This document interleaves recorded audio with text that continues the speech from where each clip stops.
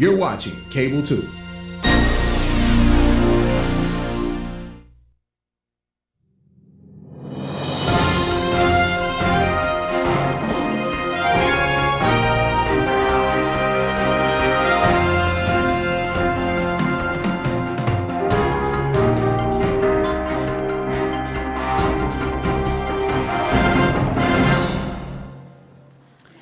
Good evening. My name is Shay Woodbury, Chair of the Winston-Salem-Forsyth County Board of Education, and welcome to our Board of Education work session for January the 12th, 2021. Happy New Year to everyone. The first item, of course, is to go ahead and call our meeting to order, which I will do and establish a quorum. I think we have 6. Here present is, I think Board Member Bramer is present and Board Member Motzinger, you're present. So we have Yes. thank you. We have a quorum established. Next, we will have our Pledge of Allegiance and invocation. I pledge allegiance to the flag of the United States of America and to the republic for which it stands, one nation, under God, indivisible, with liberty and justice for all. Let us pray. Our Father, we thank you for our time together today. Please look after our teachers, our staff, and our kids during these trying times. We need your help right now, and we're asking you to be there for us as you always are. Amen. Next, we will get approval for the agenda for tonight. Is there a motion to approve the agenda? So moved. There are no questions or discussion. Let it be known by aye. Aye. Any opposed? Motion passes. Before we begin with our first committee meeting, I would like to give our interim superintendent a moment to give us an update or an announcement. Thank you. Yes, thank you, Chair Woodbury. So I'm not sure how many people know about this, but January is National School Board Appreciation Month. You may not even know about this, but I'd like to take a moment to thank our board members. Serving the public is never easy, but it's especially difficult now. It requires taking on the tremendous responsibility of making difficult decisions in service of our children, our staff, and the community at large. So I want to thank each of you for your passionate dedication to the Winston-Salem-Forsyth County Schools community. Keeping those things in mind, we've put together a survival kit for you. If you're in person, you have it probably at your seat. If you are virtual, I'll tell you what's in it, and if you don't have it yet, you'll be getting it.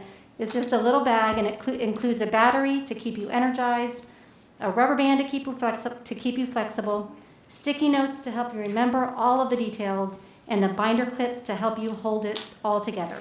So just again, thank you for all you do on behalf of myself, my entire team, and our school district. Thank you. Thank you. Thank you.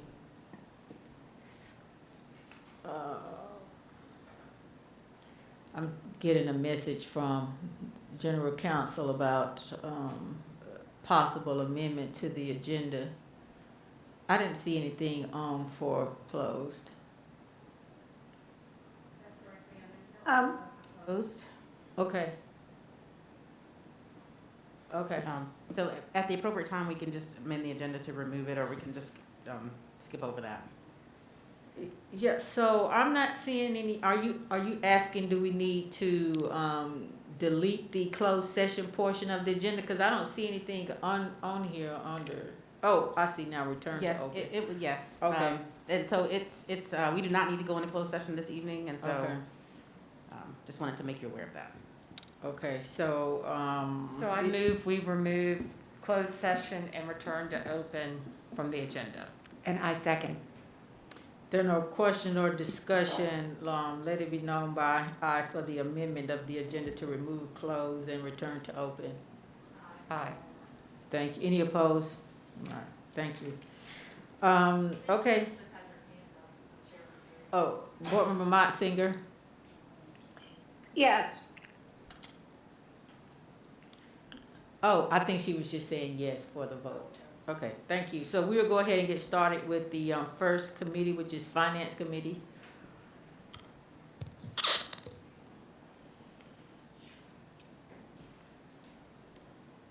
Yes, this is Andrea Bramer. I'm now the chair of Finance, and the members of the Finance Committee are Leah Crowley, Dana Jones, and Elizabeth Motzinger, with an opening still available. Andrea Gillis is going to come up and give us current numbers through November.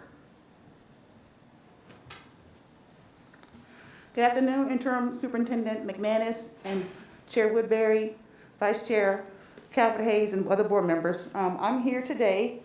Can you guys hear me with the mask on? Okay. I'm here today to review the financial statements, the statement of review and revenue and expenses for November, as of November 30th, 2020, as compared to last year. Now, I know we talked about having some more robust financial statements, and those are coming. However, we have to wait till the audit is complete in order to get our final balances for fiscal year 20, so that we can roll those forward for 2021. So, next month, you will get the December financial statements. By the way, the audit should be done very soon. We're done with our part. We're just waiting for the auditors to do their compliance work as far as the the ESSA funds are concerned, the CARES funds. So once the audit is done, we'll have our final balances for last year. We will roll those forward, and then you'll have a comprehensive financial statement for December at next month's board meeting. So, one more thing I wanted to tell you before we go into financial statements is that last month, the county approved a $2.9 million increase for us. I don't think we have the funds as of yet, but they're coming. So we will be bringing the budget amendment next month, because budget amendments are also going to be 1 month behind, because due to the fact that we have this committee meeting early in the month, I have to have time to prepare financial statements and the budget amendment documentation. So there'll be a 1 month lag from from the end of the month to the time that these are presented to you. So next month you'll get December financials and December budget amendments. And in that budget amendment, you'll see the 2.9. So as you're looking at the financial statements, can you guys see it very well? You can see that we have received 35% of our revenue so far this year, the budgeted revenue. It's pretty much in line with where we were last year. It's a little bit lower, and that's primarily due to COVID, because the revenue comes in as we spend it. Our expenses are also a little bit lower this year, primarily due to the percentages due to COVID. The actual dollar amount is a little bit higher. So right now we're pretty much in line with where we were last year, except for we're a little bit less percentage-wise due to us not having a lot of expenditures due to COVID, such as subs, travel, those kinds of field trips, athletics. Those kinds of things are not really happening right now, so we have spent a little bit less money, percentage-wise. Does anybody have any specific questions about the financial statements? I don't. All Would you right. like to go ahead and go on to the compensation project, or Yes, does anybody have? Yes, Jevelyn Bonner Reed and I are going to present that together. She's going to present, and I'll be here for questions about the finance part. So if there are no other questions, we'll go right into the compensation piece.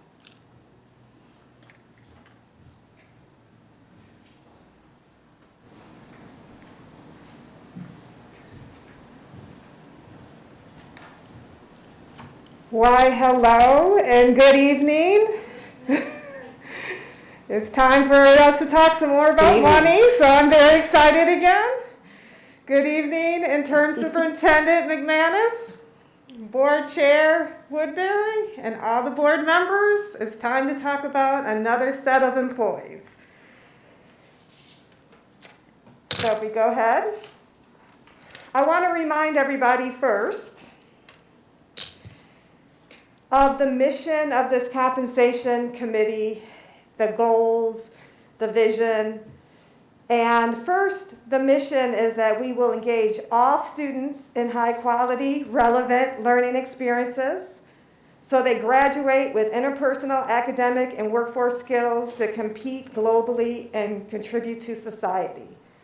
Vision, we will be the best place to learn and work through excellence, collaboration, and inclusiveness And finally, this compensation committee goal is to use data, research, and advocacy to support our district to meet the district's vision and mission by implementing competitive compensation levels in order to recruit and retain the best employees.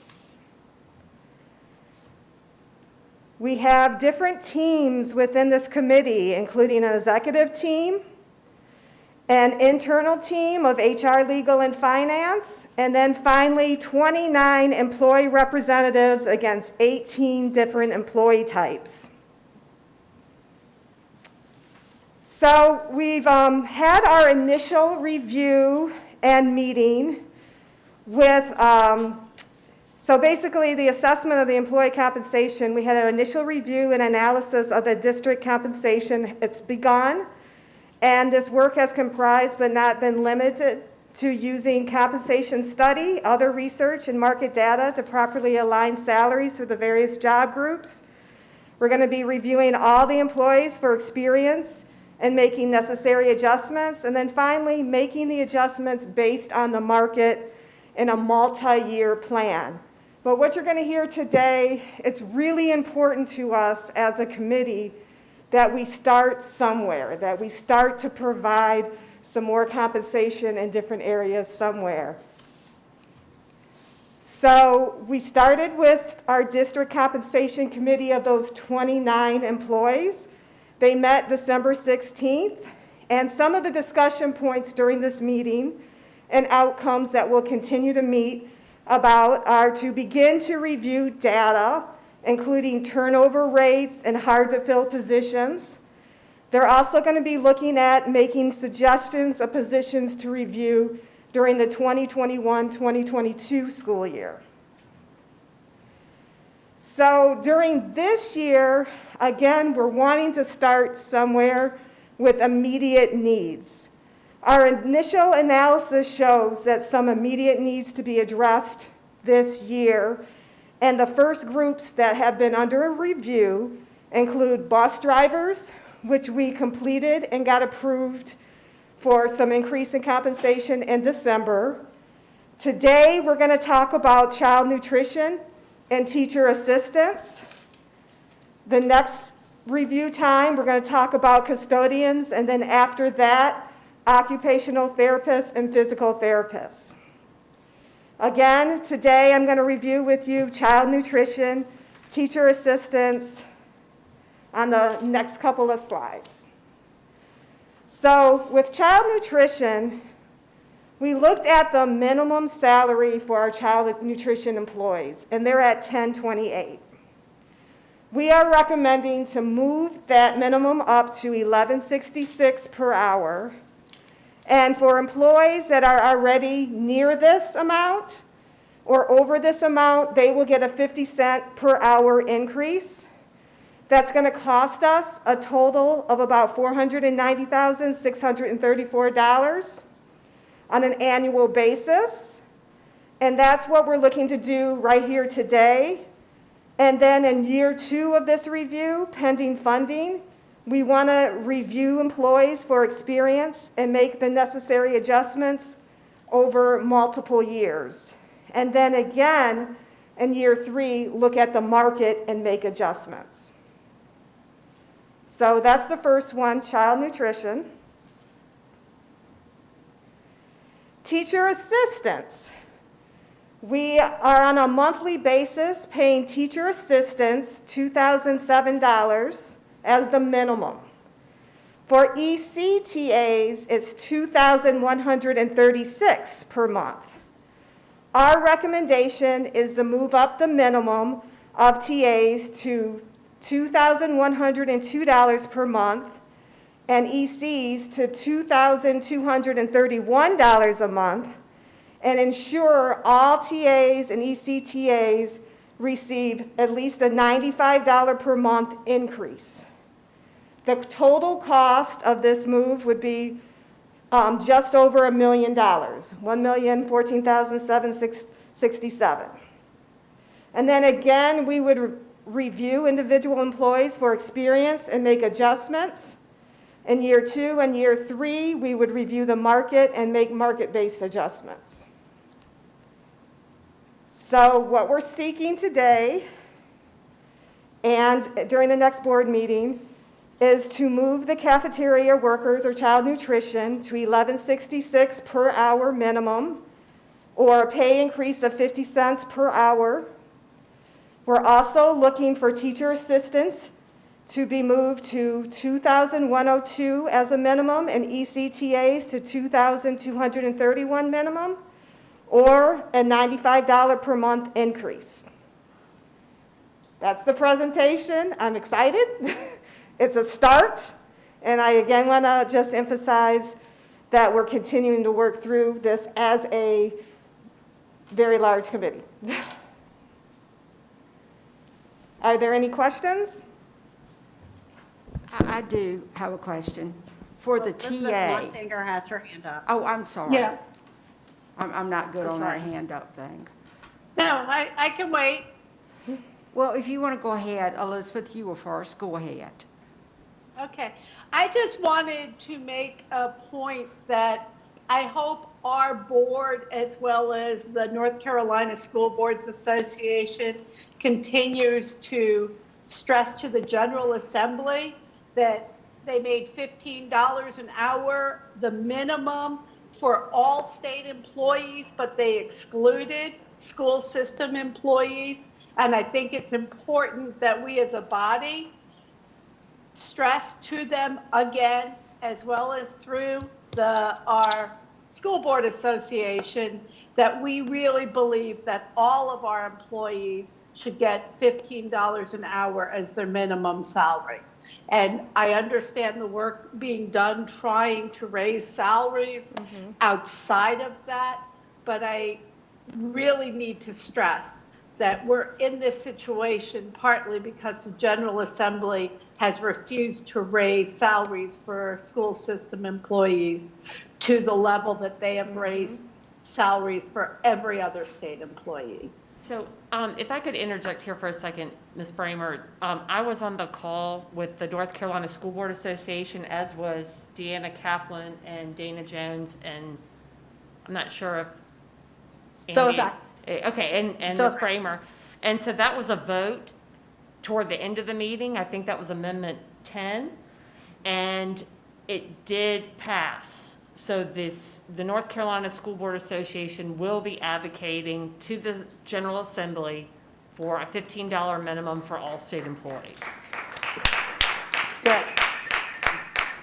That's great. Thank And you that for is mentioning excellent, that.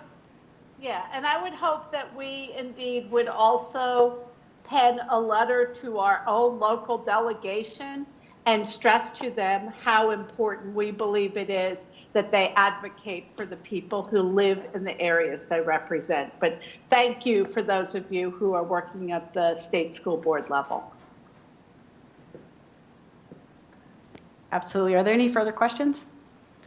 I have this is Board Member Jones. I just, can we clarify for folks just kind of where the funding right now is coming from? I think child nutrition, maybe it's coming from their fund balance, but what about the million for the TAs? Yes, so just to reiterate, the child nutrition increase, which would be the minimum pay or the 50 cents an hour, is going to come from the child nutrition budget because they're a self-funded entity.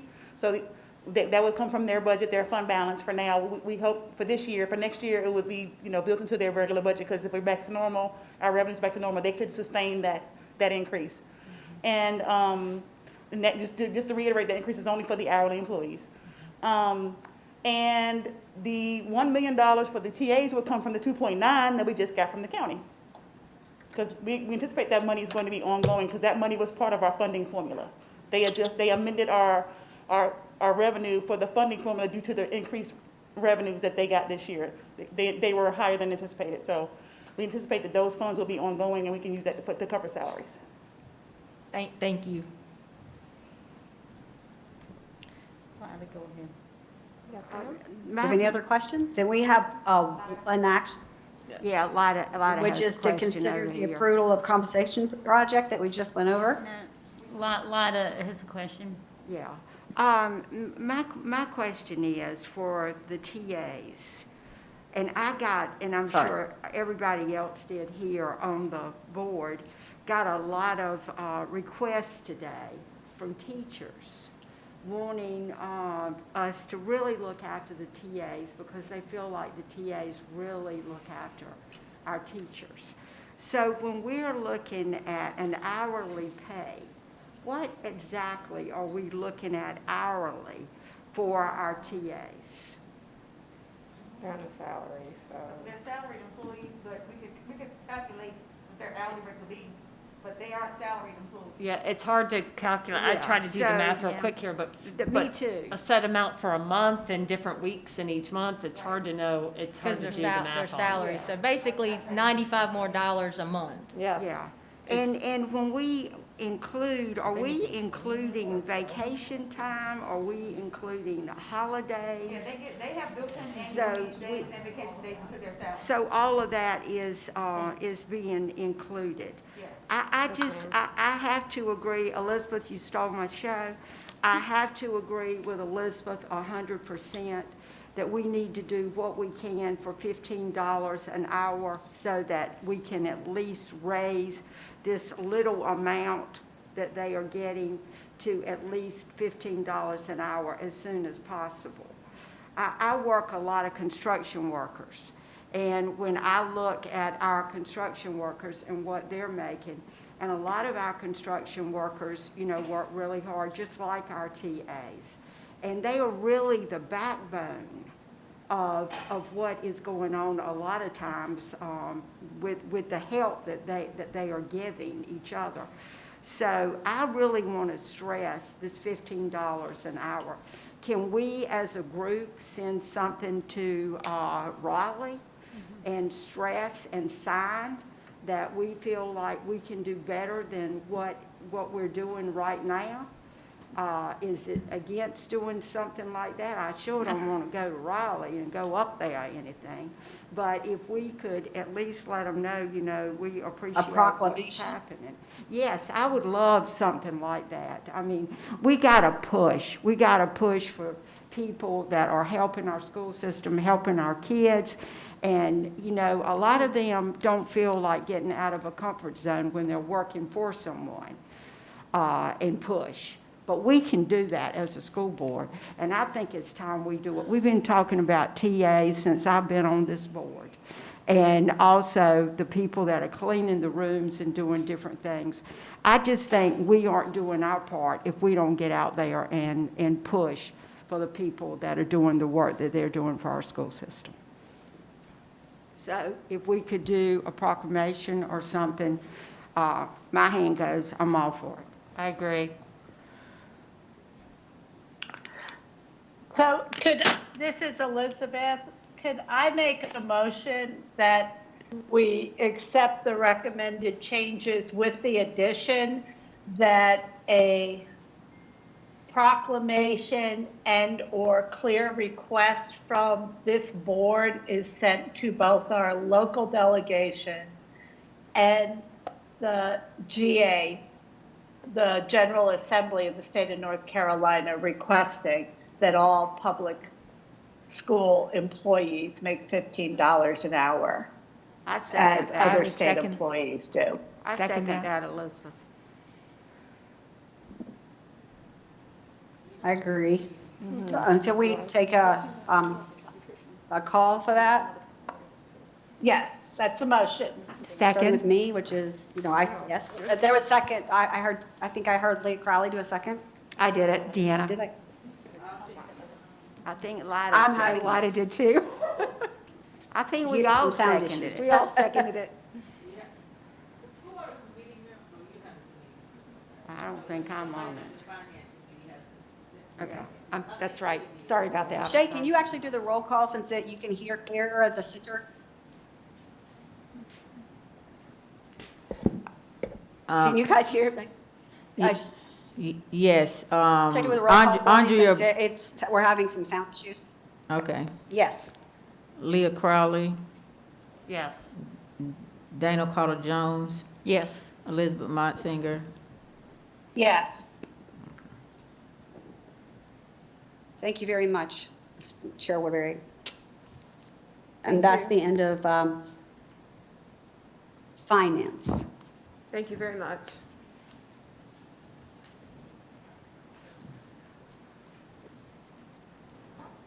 Did we approve the financials? Is that on for action? No, it's not. Okay, all right. See, my little thing doesn't, this, I gotta go by this, because this thing's not right. Okay. Awesome, so we will start our Buildings and Grounds Committee. I am, will be serving as chair of the committee this year. And we have Lydia Calvert-Hayes, Deanna Kaplan, Marilyn Parker, and I believe also the person chosen for our vacant seat right now will also serve on this. Before we start, I want to thank Leah Crowley for doing such a great job in keeping us all really informed for the past couple of years as she served as chair of this committee. So I'll try to do as well, Leah. So we have several items up for discussion. Colin, I think, is going to lead the first three of these. And first will be Wiley Middle School sinkhole update. Good evening. Welcome, Madam Chair, to the Building and Grounds. We're quite a fun committee when we're in person, but we're doing the best we can virtually. So if y'all are okay, I'm going to leave my mask on. Yeah. So the first item on the agenda, I wanted to update you on the Wiley Middle School sinkhole. I know we've gotten a lot of you have gotten questions, and I want to kind of let you know where we are with that process. So this has been changed slightly since you received your agenda over the weekend. We had some discussions yesterday, and I'll tell you a little bit about more of those in a few minutes. This sinkhole basically resulted from the deterioration of a storm drainage pipe that carries the creek under Northwest Boulevard. Pipe is well over 50 years old, and it's on property owned by both Winston-Salem County Schools and the City of Winston-Salem right-of-way. And you've got that information in your packet, in your background information. We had an initial discussion when we first had the sinkhole back in August, and we were planning to do a joint venture repair to the pipe on both the properties. So we'd worked out a situation where we could do a repair and not have to disable traffic on Northwest Boulevard for more than one day. It was going to involve a kind of a joint venture agreement between us and the city, and it was, they had agreed, they had planned to replace that pipe in the next 5 to 10 years. So we decided it just made sense to go ahead and just do it one time. So we proceeded with our design based on those meetings. However, unfortunately, we encountered some other delays as we were getting approval of the repair. I don't really know, can't really elaborate what those delays were cause of. I know that the city staff was having some issues getting some stuff in front of their city council. And so we had done a good part of the design of redesigning or repairing the pipe under Northwest Boulevard. And we've just finally just almost threw our hands up and said, enough's enough. We're going to do a point repair. We're going to repair the pipe on our property.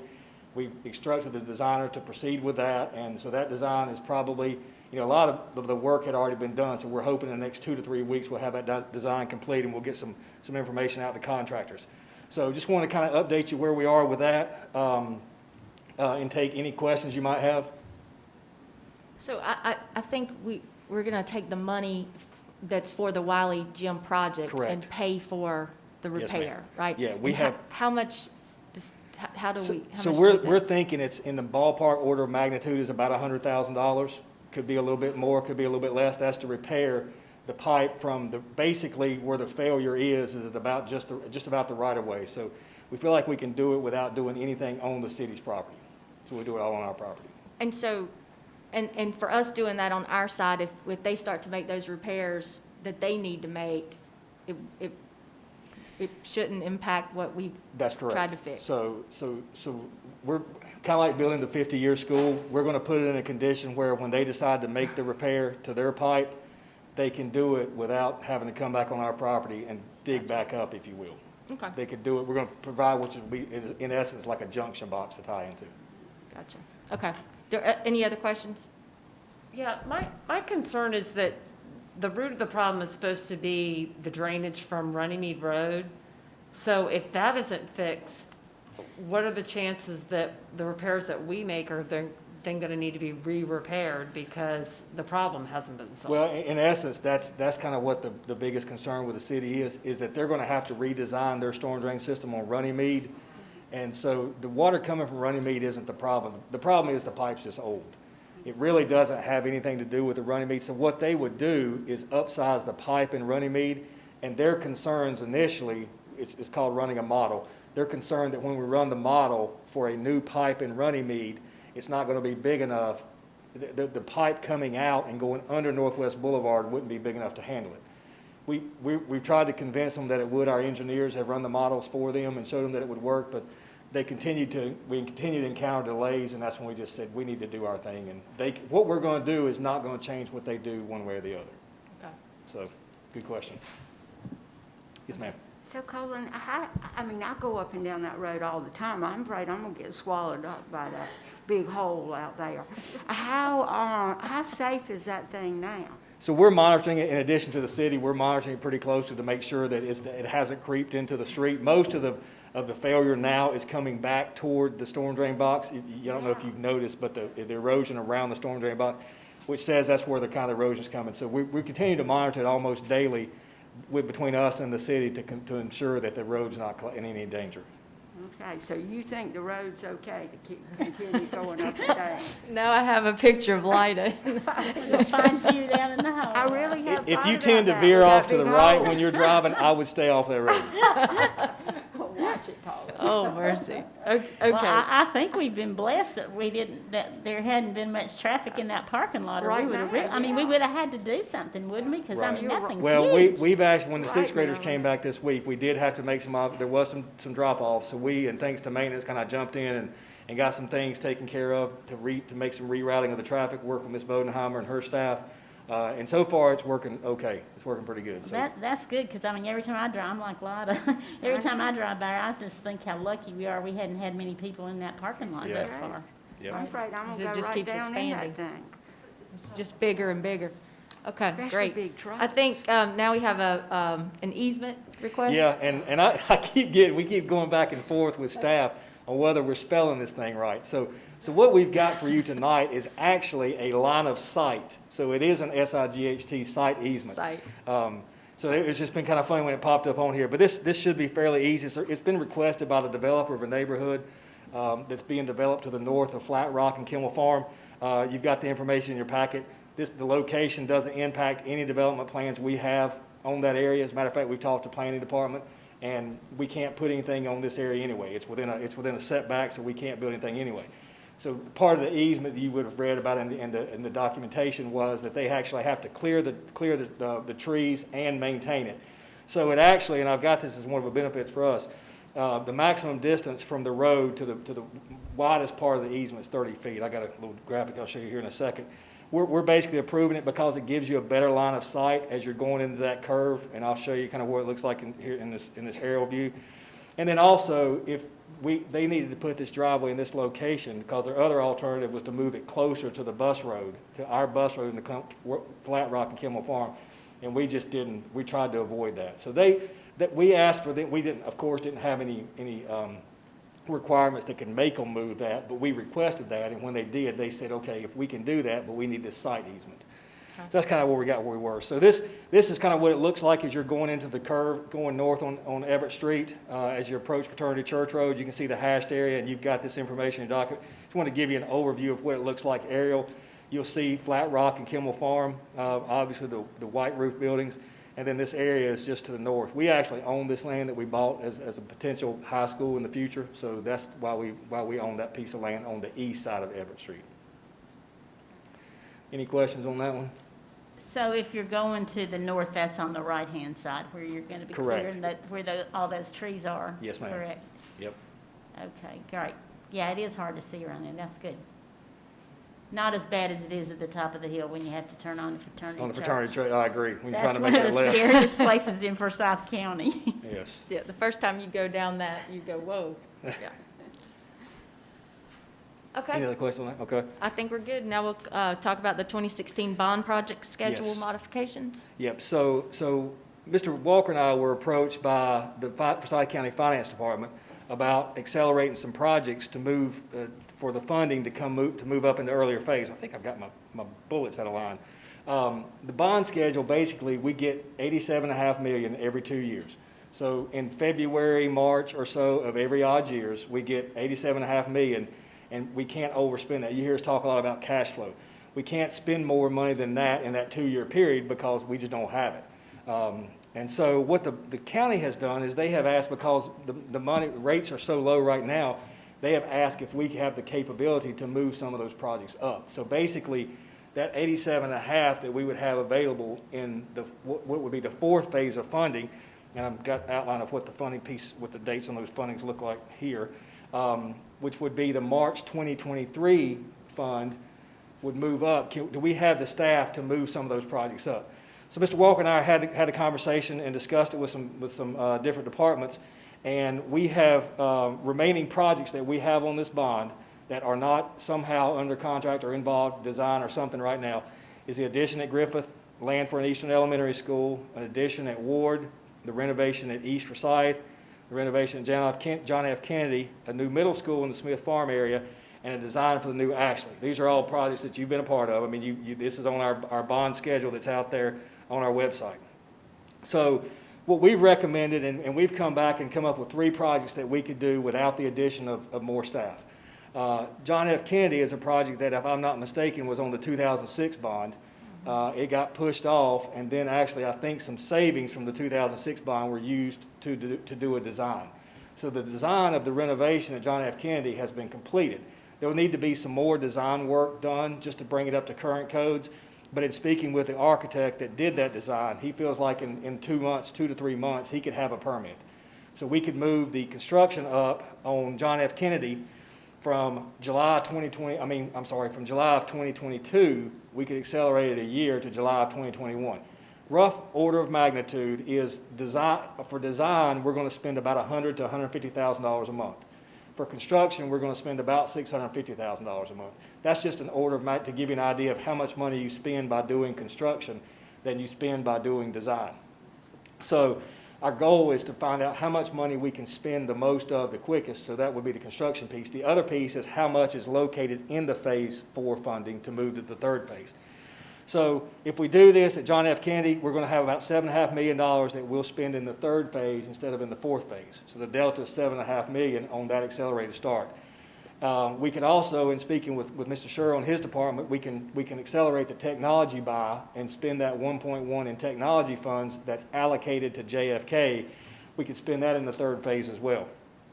And so resulting in a total of $8.6 million that we would be able to move from phase 4 to phase 3. I'll stop there and see if you have any questions on the John F. Kennedy before I go to the other ones. Who's the architect on that code that did the So design? Walter Robbs is the one that did the plans, and I feel pretty certain that we wouldn't have an issue with staying with that architect. I don't think there's any legal requirements that says we can't do that. With this acceleration, are you expecting to get a lot of savings out of this? Well, And if so, what? It just depends on where the market is. That's a great question. We recognized, as you will remember, some savings. Even though we were still over our original budget, we were significantly under our estimates for Wiley. So the market right now, if we can get an approval and do this in 2 to 3 months, I think we could recognize some savings just because of where the construction economies are. There's a lot of uncertainty in the construction market, so the pricing is reflecting that. Okay, great, thanks. Good question. It's a great question. Other questions on the bond modification schedule? Okay. Oh, before we move, I know, and we may not be prepared to talk in depth, but you know, we start talking about moving projects around and things like that, we will definitely receive some emails around Brunson. Mm-hmm. And so, can you just talk about that we're still working on Yes. that, or do we have a timeline? Because I know those, Yeah, we that, have. that if you- staff and the Brunson family Right. definitely feels like they've, you know, kind of been put off for a long time. Great question. I actually was out there on the first day and ran into several teachers that asked the same question. So yes, we do, as many of you know, we have a couple meetings set up next week to discuss the Brunson properties further. And we are putting together information for the board to be able to look at that, hopefully be able to present something to you at some point. Well, I don't know that we'll have it on the board agenda for the 26th, but by the February work session, we anticipate having something for you to view. Okay. Yeah, good question. Thank you. The other one on the bond projects that we're modifying, the second of the 3 projects is the Ashley Elementary School design. As you know, that the design of Ashley is included in this bond, and it's slated for one of the last projects. It's slated to be completely in the 2023-2024 cycle. So if we knew that if we could move that entire project up, we could save that whole amount of money. We're not spending as much money as we would spend if we were constructing, but there's no money in this bond for the Ashley construction, just the design. So we would recommend moving the Ashley design project up from that fourth phase of funding to the third phase of funding. About $1.1 million is what we have earmarked for the Ashley Elementary School design. We'll be able to select the architect and complete design, as I said, within the third phase of funding. And again, this is the only project that we have that's fully funded during just one phase, just because it's only a 12-month architect project. Yes, ma'am. I have a question for that one. Do we own all the property for what this school would be designed for? We have two of the small parcels that we don't have in our hands yet. Okay. We have verbal agreements. It's just some legal stuff that's going on. One of them has about 9 heirs, and the ones that we've contacted are all willing to sell. We just haven't contacted all 9 of them yet. Okay. Don't see any issue with that one. The other one, the family's willing to sell, but there's money owed in taxes and liens on behalf of the city that we're trying to negotiate and work out that final dollar amount. So Okay. I both, just wanted to make sure we didn't have a design and then Right. not get the property. and 2 holes that we have to build on. Yeah, good question, great questions. And then the third that we would look at doing, and we've spoken to our maintenance department, our capital department is willing to hop in and do this, is that they're getting about $8 million during each one of those phases to do capital and maintenance projects that you're getting approval on every couple years. So our maintenance department has agreed that they can take on double that burden, and in the third phase get $16 million instead of just 8. So we would have that additional funding during the third phase. So basically, the projects that are slated for 2023, 2024 would now be finished in 2021 and 2022. Those projects, I just really quickly, real quick gave you an idea of what those are. We're getting roofs at Griffith and downtown, and this list is on our bond tracker. If you want to look at that, we've got all these projects on there. We've got some kitchen renovations at Parkland and Mount Tabor. And then we've got maintenance improvements that may be electrical or generator or HVAC or something, lighting or something like that. We got those at Jefferson Middle School, at Louisville Elementary, Mount Tabor, Hall Woodward, Mineral Springs Elementary, Parkland, and Wiley. So a lot of things that we're touching by moving that up a couple years. So that's all I had. Those are the projects we'd recommend. So I think you'll see in an action item that we're just asking for the Building and Grounds to approve this, and upon approval of the board, Mr. Walker will take it to the county commissioners for their approval of us moving these up. Great. Yes, ma'am.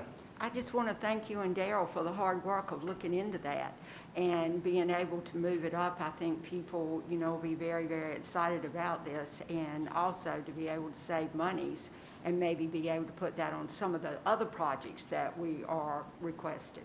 So thank you. Thank you. Right, and definitely we need to publicly thank our county commissioners. I mean, they, in the last 30 days, have given a considerable amount of funds to this school district. There's no way we would be close to some of the projects that are very important. And so not only, I mean, that's the whole reason we're able to give the TAs their raises. So we are very fortunate that we have commissioners who support public education in this county, for Agreed. sure. Thank you. Thank you, Colin. Thank you. All right, so Lauren has 2 items to discuss with us tonight. First will be the extension of the food service management contract, and then the state facilities use survey. Perfect. Good evening, board members and Ms. McManus. Good to be here with you this evening. So the first item up, I came to you in September on behalf of the Child Nutrition Department to ask for an extension of the summer food service program. That is the meal program that we operate in conjunction with the USDA during the summer months, where we can feed all of our students for free. The USDA extended that through December 31st of 2020, and they have now extended that through for use through the school year. And so we come to you again this evening to share this contract with you that you will have for full board approval on the 26th. To be able to extend that agreement with our food service management contractor, Chartwells, so that we can keep providing meals to our community for free through the last day of school in June. And then we'll get additional guidance on what our summer looks like once we start summer programs. Any questions about that program? That's great. It is. Awesome. I really hope to see that continue. We've been fighting for that for a really long time. All right, and then next up is the State Facility Use and Needs Survey. And so every 5 years, the state asks every LEA to complete a facility usage and needs survey and submit information to the state for them to be able to see how the facilities are being used throughout the state and what the needs for those facilities are. I just want to take a moment and really thank Justin Dyson and the admin team over in maintenance. This is a very, very cumbersome access database that comes out from the state, and every year it gets a little bigger and a little bit bigger. And so there are many districts throughout the state that contract this work out because they cannot take on the burden of doing that work. And amidst everything else that they have been working on to support our schools during this time, they carved out the time and really pulled together to get this done so we did not need to spend those funds on a contractor. And it is a compilation of anything and everything you can think of, our chillers, the equipment that's out there, CTE classrooms, science classrooms, so many different things. So it was a really big feat. So this survey overall tries to capture the capital needs in a 0 to 5 year timeline and then a 6 to 10 year timeline so that they can assess any of those facility costs that may come up. Other information that goes along with that is facility enrollment for capacity numbers. And then they take a look again at how the facilities are used as far as our classrooms. So the state may use this to see if they're going to issue any sort of state bond or provide fundings to LEAs to be able to complete facility work. We, on a local level, will also use this information to make local decisions on some of the projects you heard Colin speak to and how we take those to our local county commissioners and come before you to ask work to be done. So it is a great survey for us to use for ourselves as well. Upon the conclusion of this meeting this evening, we will take this information and share it with our Facility Advisory Committee so that they can see this as well, and it'll become part of our discussions in that context also.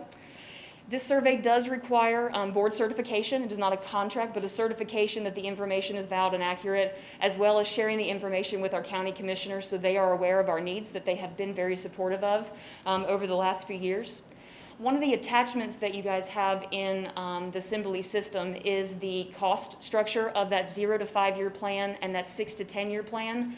So I hope you take the time to look over that and review that, and that'll also be information we share with the Facility Advisory Committee. So any questions around that state facility? Yes, ma'am. A couple of things. Can we, if we would like, can we take a deeper dive and see exactly what the funds are going to at the individual schools? I did see all the cost structure, but just to see what it's going for.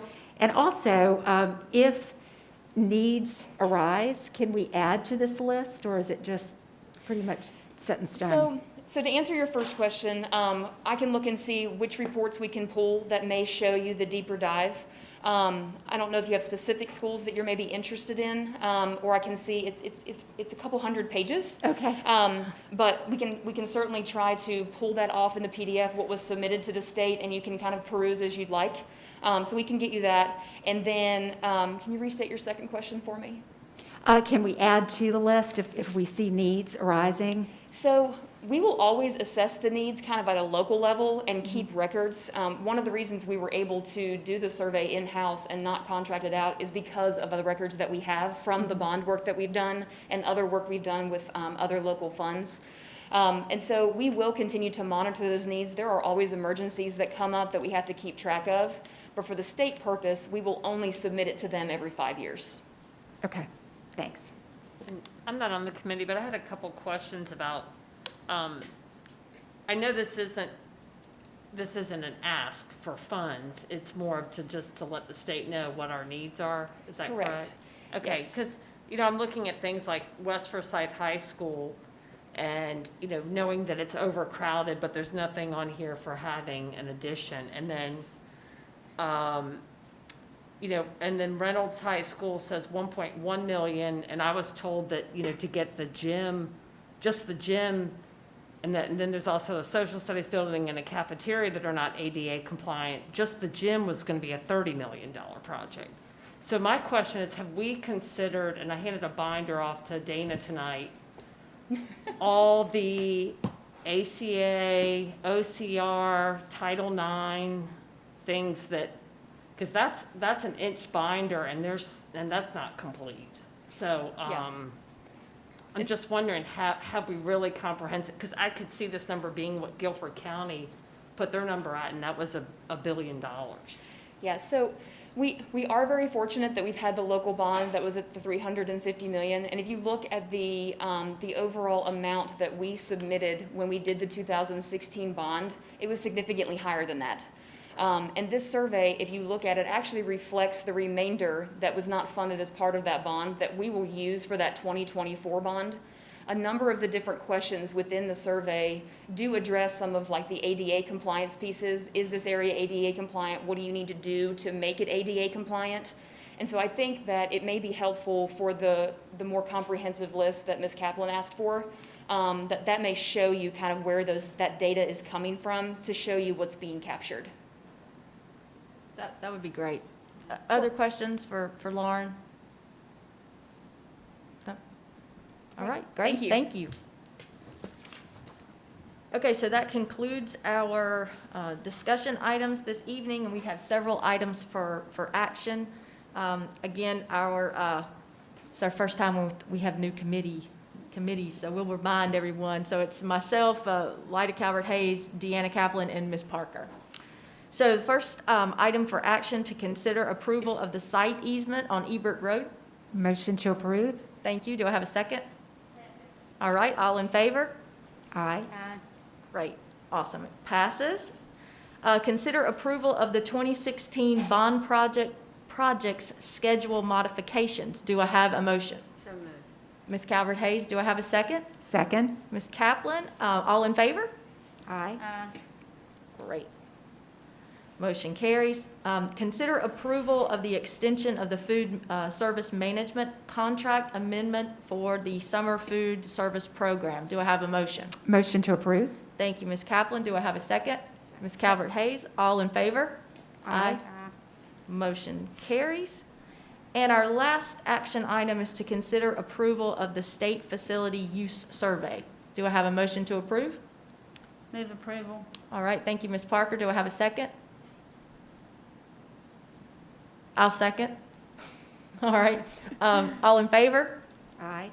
Any opposed? Okay, then the motion carries. Thank you very much, and we'll move on to Ms. Parker and curriculum. All right, and I will, again, since we have new committees, I will state the members of this committee. It's myself, Leah Crowley, Deanna Kaplan, and Elizabeth Motsinger. And our first discussion item is an update on Advanced Learning Department priorities by Ashley Limley, and I think she's virtual, correct, Kevin? Is that, okay, good. So, Ms. Limley, we will turn it over to you. Great. Thank you so much. Welcome, everybody. Thank you for having us for a brief Advanced Learning Program update. Our first point of business would be showing you our new logo. Whenever I took over the department back in September, one of our focuses was rebranding our department and truly talking about building a culture of excellence. So our team has been assessing needs within the school to see how we can best support our school's students and teachers. We have been restructuring our team to provide clear program focus and support for schools. So this is our new logo. And we are hoping that with our new logo, we are bringing in an excitement for the Department of Advanced Learning. Moving on, we have several team priorities we are currently working on. The first one of those I wanted to tell you about is the enhancement of service delivery for AIG and HAG students. Some of the things that we are missing from our department that we feel are very critical components for these students are pacing guides. Since we are an acceleration model for our AIG and HAG students, we definitely want to create pacing guides to go along with that. So we are working with the content department to make sure we have pacing guides ready to go for next year. We are also meeting with AIG and HAG teachers to ensure that they have the resources that they need. Sometimes extension resources have been an issue, so we are investigating some things such as junior grade books that can be a collaboration with our Wonders curriculum that is already in place for ELA. Also, team meetings. We want to make sure we are providing appropriate team meetings for professional development and also to assess needs for our AIG and HAG teachers. So we have been doing a lot of reach out from our team, a lot of one-on-ones to see exactly what they need. Another major component that we have been working with is our LIFT program. In our LIFT program, there's some misconceptions there that we're working to clear up. Our LIFT program is actually for all students. We have been working with the core curriculum to make sure that regular ed classrooms are lifting instruction for all students. We know that advanced learning is for our gifted students, but it's also for all students. With the LIFT program, we nurture the potential of all K2 students and our 3-8 students that have that potential showing. This is done through our regular education teachers, our AIG catalyst. Sometimes it's an instructional coach, sometimes it's an instructional facilitator, and sometimes it's our counselors that are providing this lift of instruction. In our 6 through 8 classes, these are our students who are in our advanced classes, our accelerated classes, but are not labeled AIG, but they've shown potential to be able to do those things. When this is provided, LIFT is provided in K5 whole group. It can also be provided in 3-5 through, here's a document we've created that we have shared out with schools and is a focus document for what LIFT is, leading instruction and fostering talent. So this is provided in K2 whole group instruction, 3-5 whole group instruction, 3-5 small group, and 6-8 accelerated course placement. The way that we are nurturing students and trying to lift the thinking of all students is through thinking skills, through vocabulary study. We know that a lot of students are missing that background knowledge coming in through vocabulary or just life experiences. We're trying to build some of those things. You can do that through virtual field trips. You can do that through reading. You can do that through vocabulary study. We are also working with our ESL department. Tamara Colburn has been a wonderful asset to us to provide visible thinking routines training to go along with our LIFT program. At the January IF and API meeting, we will be providing this visible thinking routine training so that it can be taken back to all schools to be given to teachers through their IFs. Another thing that's going on in our department is collaboration with other departments. We are collaborating with the early learning program.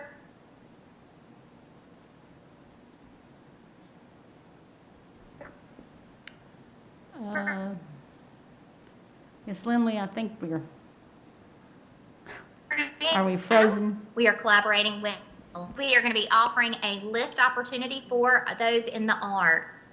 Also, high quality PD has been an important component of our program. We've been providing that in many different areas. We have been, I'm going to turn my camera off because I believe I am going in and out, and I think that may help. Our core instruction, we have been working to increase thinking skills for all, as I said, with the LIFT program, and to push all to their max potential. Also, we are working with the advisory team to create diversity for our advisory team. We need perspectives from across the district and to cover all of the district. We noticed that our advisory council contacts were mainly in a few areas, so we wanted to expand that.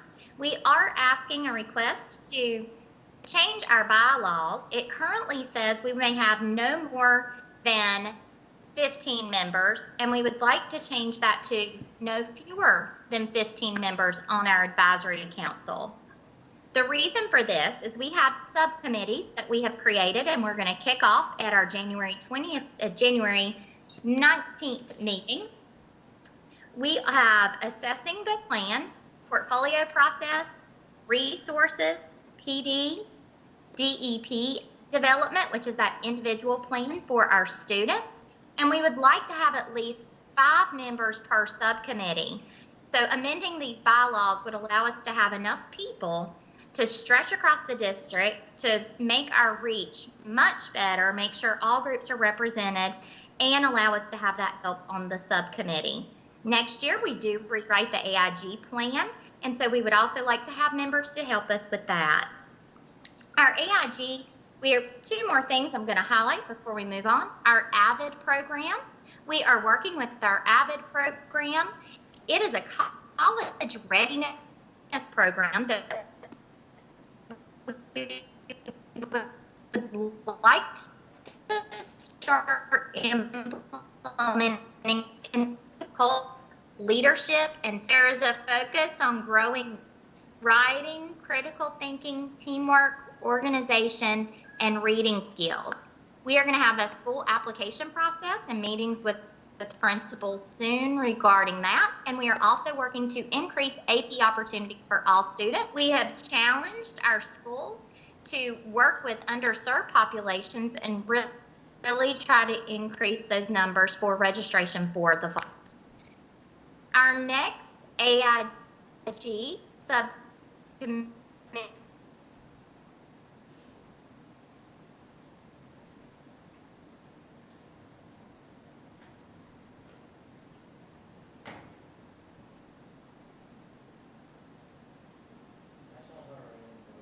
AIG advisory meeting will be January.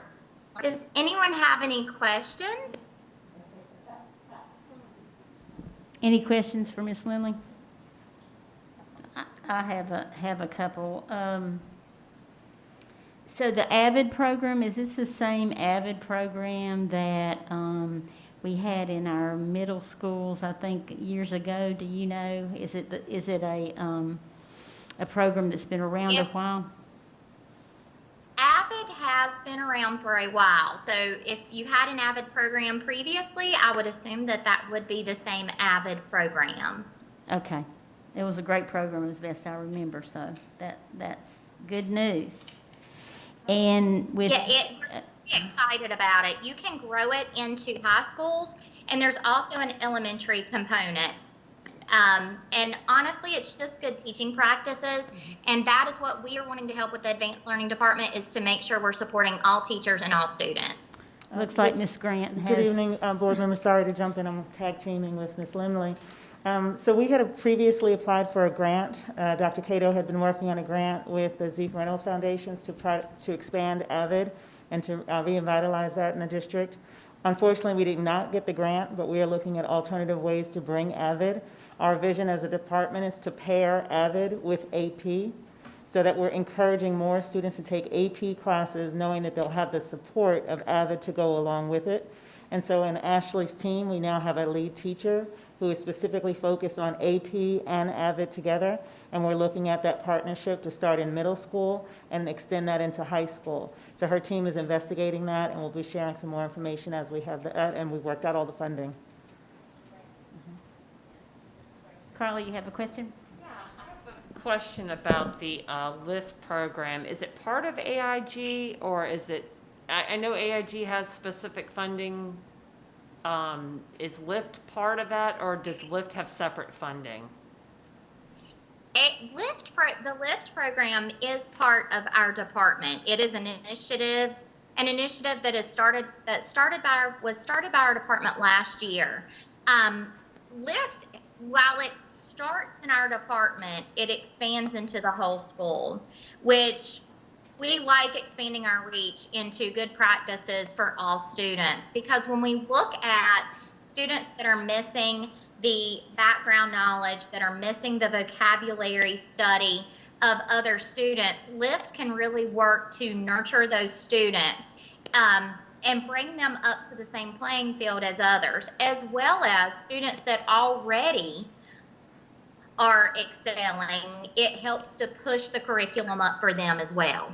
Okay, but my question is, where's the funding coming from it? I've had parents AIG parents concerned that funding for AIG is being diverted to LIFT. So where's the funding for, is LIFT part of AIG, so it shouldn't matter, or is LIFT separate because it's not technically under the AIG umbrella? And if that's the case, where's the funding coming from? So Ashley, I'm going to start the conversation, and then you can add on. So what Ashley and her team, Ms. Lindley and her team, are doing with their lead teachers, which are funded through the district, her team, is they're developing extensions to our curriculum. So in all of our ELA curriculum, they're building extensions to lift students right there in the unit plans that the teachers are developing. So that's district personnel that we're using. But the advanced learning team is not just about AIG, it's about advancing learners, and it also is aligned to the strategic plan goal 2 about making sure we remove barriers to student success. And so Ashley and her team are working very closely with the content directors to build that extension and enrichment directly into the core content for all students. And then she and her team have strategically looked at the AIG numbers of students as they've allocated the funding to the schools for school use and school expenditure. Okay, so I could tell parents that their AIG funding is not being diluted because we have a LIFT program. Correct, and Okay, Ashley can thank go you. over that with the advisory board too. I know last year they wanted a lot more transparency about the work that we're doing. So with Ashley's work that she's gonna do with the advisory, that will be transparent. They've been really working to make sure that the funding goes to Catalyst teachers staffed in the schools, as well as resources. And her team has allocated the correct funding to the schools based on the number of AIG certified students. But she can share that and add that on to the agenda for the advisory board. Yes, absolutely, Ms. Grant. And something I would like to say about that with the LIFT program, I'm going to turn my camera off. I believe my signal is suffering from that. With the LIFT program, our intent is truly for that to be done in K-2 classrooms, and it can be done from anyone. So that is not affecting the funding for our AIG students. As I spoke about with the first priority I mentioned, one of our top priorities is making sure that we have those pacing guides for our acceleration program with AIG and HAG, as well as providing the resources, the support, and the PD. So that is where the majority of the funding we are looking at currently is going to. And your next advisory committee meeting, I know that it popped up on the screen, is January 19th, is that right? That's correct, and it will be virtual. Okay. Any other questions for Ms. Limley? All right. Thank you very much. Thank you very much. Next, we'll have an update on multicultural infusion work with Rebecca McKnight. And I think she has some others, correct?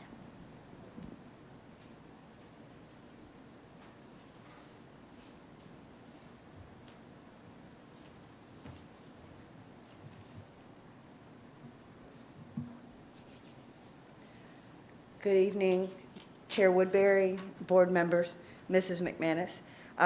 Thank you for letting me come this evening and give you a little bit more detailed update of the African American and Hispanic cultural infusion than I did a couple of weeks ago. So if you have questions, please feel free to ask. I do have a few teachers who are here to talk with you all at the end of the presentation about their experiences with different elements of the infusion.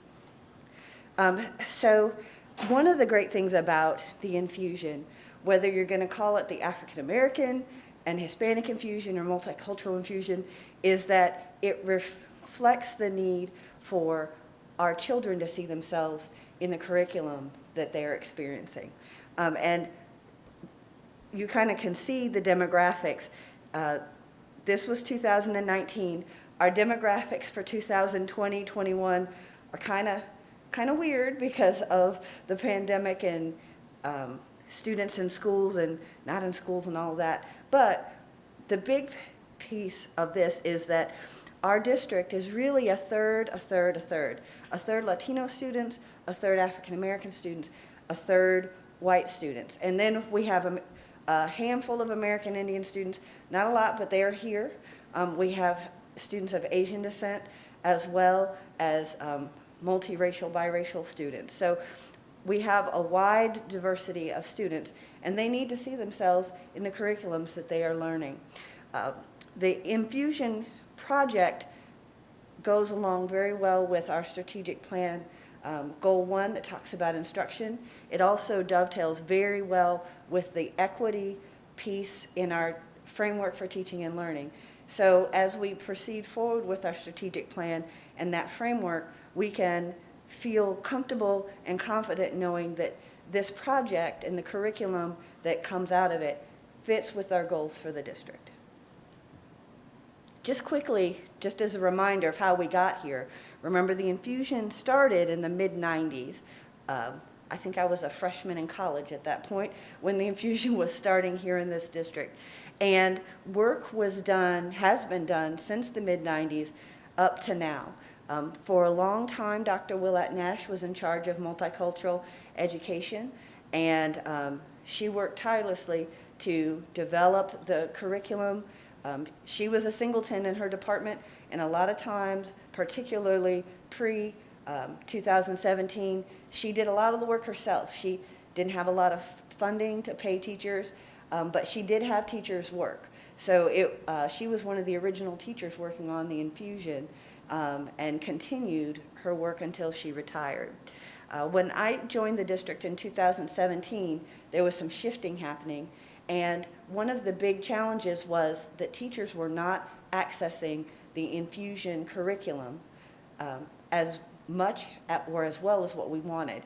And so those curriculum materials were moved from the Office of Multicultural Education into our social studies documents, because every kindergarten teacher, every first, second, third, fourth, fifth grade, they're all supposed to be teaching social studies in an intentional, regular manner.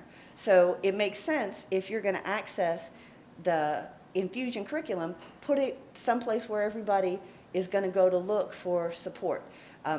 We have middle school designated social studies teachers and high school as well. So having the curriculum in the unit planning organizers that teachers regularly use to create and plan their instruction made a lot of sense. And so that is what has happened.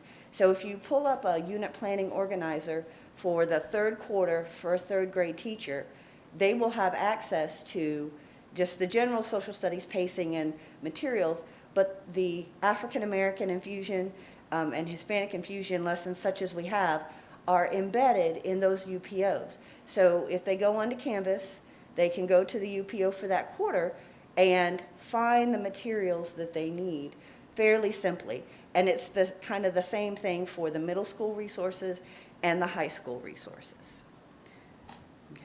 So, and I wanted to just very quickly share with you what cultural infusion looks like at each level. So for elementary, it is integrated lessons that are based on a text. The fourth and fifth grade tend to have more informational text than what can be found in the lower grades. The lower grades are all picture books, though there are some picture books in fourth and fifth grade as well. So the lessons, again, are standards aligned, aligned with social studies content, as well as English language arts standards. And we've tried to provide teachers with everything that they need within the lesson. So graphic organizers, videos, any handouts, that kind of thing. They're all embedded within the lesson, and they just need the book. And so what you can see with these images on this particular slide, and on this slide as well, are some of the books that we have lessons for. And this second elementary slide just kind of goes back through the information that's on those lesson plans. One thing I want to point out before I move on to middle school is that we have tried to be very cognizant that all teachers do not have the same level of knowledge and understanding about all topics. We have folks who are math specialists and reading specialists at the elementary level who are teaching first grade, but they might not have, social studies might not have been their thing. So they may need some additional context or content information in order to teach the lessons. So all of the lessons have a section that provides context and content specific to the African American historical culture or event, or the Hispanic cultural event. I do want to say, keep in mind, our Hispanic infusion is much younger in development than the African American infusion, so we have far, far, far more lessons. But that is something that we are continuing to work on and develop, and we have several in our pipeline that are being reviewed. But we want to make sure that they are good, strong lessons and ready to place on the resources for teachers. So that's the elementary. What it looks like in the middle school is for 6th and 7th grade, there are resources, so web links, informational text, lesson plan suggestions for 6th and 7th grade. Because of the content for 6th and 7th grade social studies, it looks a little different than 8th grade. 6th grade is ancient civilizations. There is no African American history in ancient civilizations.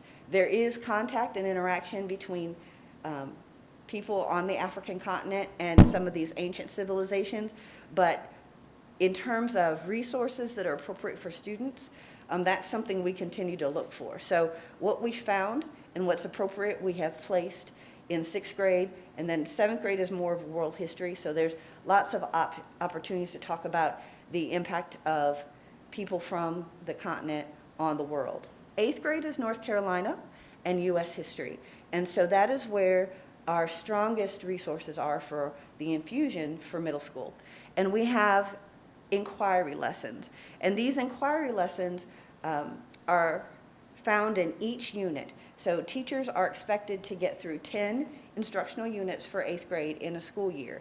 Each of those units has at least one. Most of them have 2 or more of these inquiry lessons. Everything a teacher needs to teach the lesson is included. So our elementary has the challenge that some schools don't have the books. 8th grade does not have that excuse. Everything that they need, the primary and secondary sources, the graphic organizers, everything, instructions is given to them. And we've been translating the lessons as they were done face-to-face into modules and placing them on Canvas. So all teachers need to do is move them from the area in Canvas where they live into their particular pages and make them an assignment for kids to do. And so they're very heavy in terms of thinking like a historian and critically thinking and writing and analyzing primary and secondary sources. And our kids need to be able to do that in high school and in college. We are working on monitoring. I get that question a lot. And so we are in our 2nd year of monitoring the 8th grade lessons. And what we've done is asked our 8th grade teachers to upload 3 to 5 artifacts for each lesson that they do. And so in theory, if they teach the lesson, they have artifacts that they can put in these folders. We provided the general folder for them. They didn't even have to create the Google folder that they upload stuff into. All they have to do is upload it with the kids' names kind of crossed out, because we don't need their names. We just need to see their work. And so just kind of general results. This year so far, we have reviewed the folders twice. And so we're still working with some schools to get the uploads done. That does not mean that they have not done the lessons. It just means they haven't uploaded any student work. So we need to figure out, is it because you haven't done the lessons or because you just haven't uploaded that? Because it's another thing on teachers' plates. And then we've got 3 schools that are kind of in the middle. They have some done, but not all. Then we have some schools that have at least uploaded the first 2 units worth of lessons. And so we're working to provide support so that we can help teachers either make sure they're teaching the lessons or help them upload things. And teachers have been notified that we've checked, so they know we're checking, and have let them know that if they need support to get things loaded, just to let us know. I have a fabulous social studies team who's willing to help teachers do what needs to be done. I'll check again at the end of the 3rd quarter, and we'll continue to remind and support.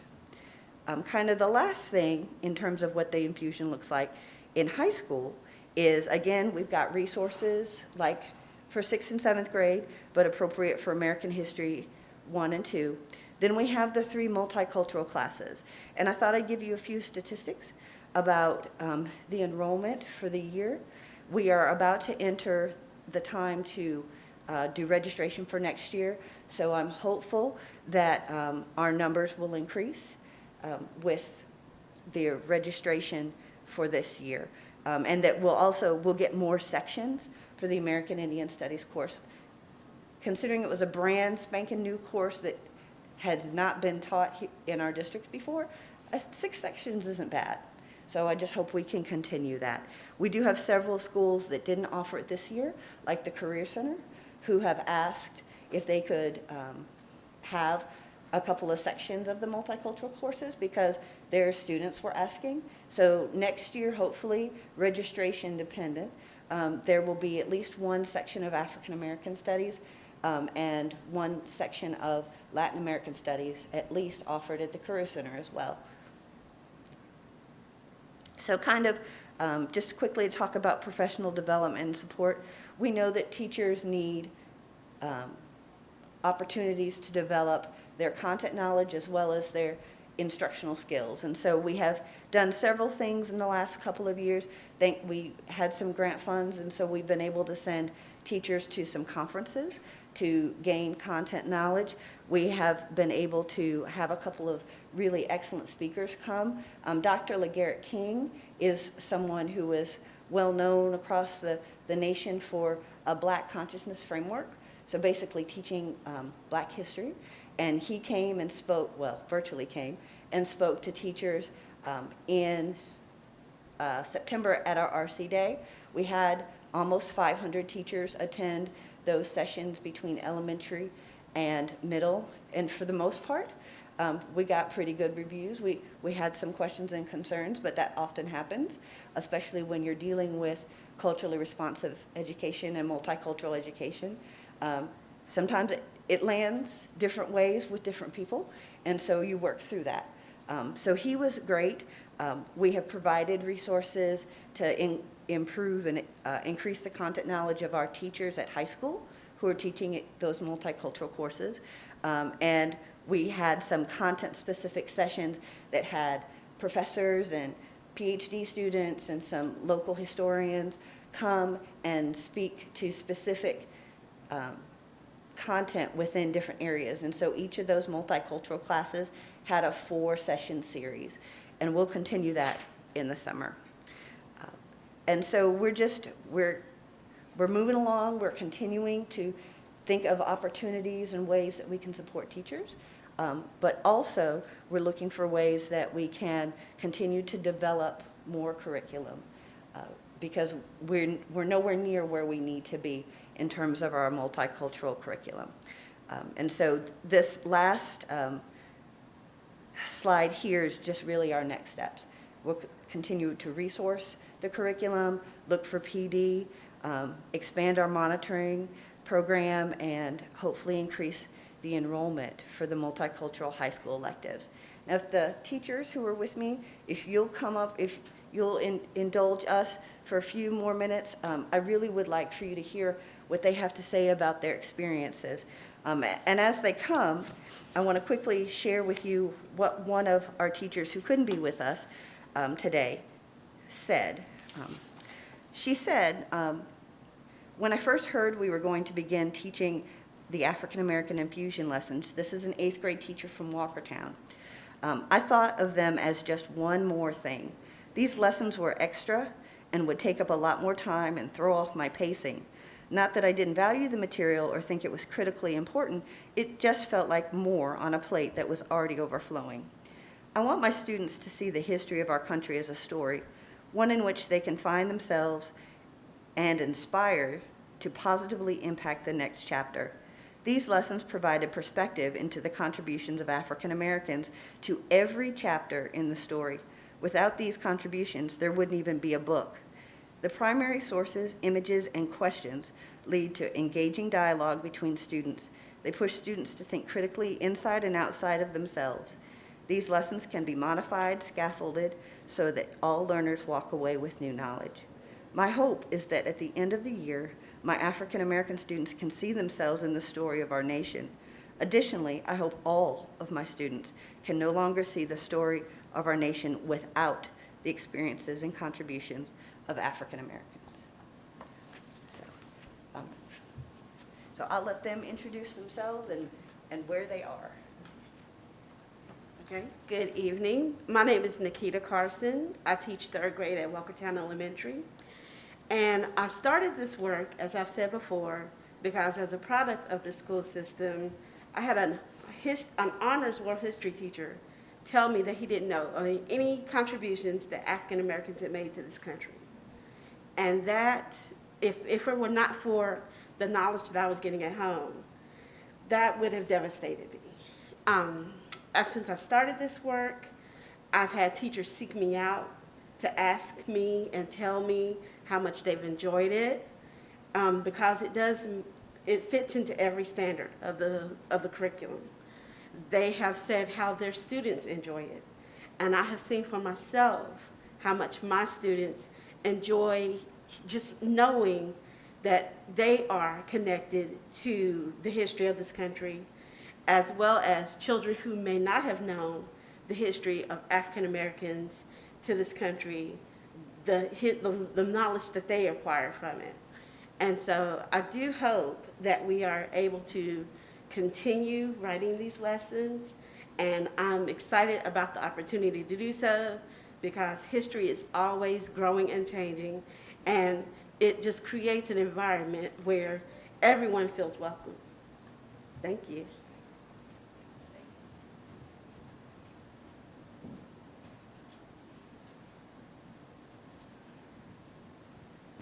Good evening.